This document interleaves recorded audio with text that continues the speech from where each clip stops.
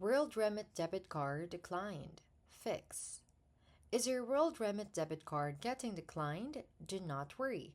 This usually happens due to simple issues. Just follow these steps to fix it quickly. Step 1. Check your balance. Open the WorldRemit app and check your available balance. If your balance is too low, your card payment may be declined. Add funds if needed and try again. Step 2. Update card details. Go to card settings and make sure your card number, expiration date, and CVV are entered correctly. Even a small mistake can cause a decline.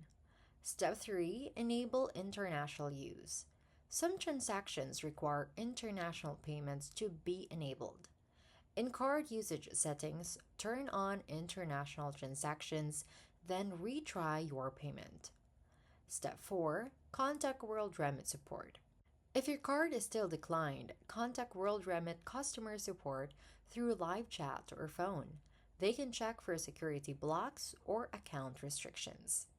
After completing these steps, your WorldRemit debit card should work normally.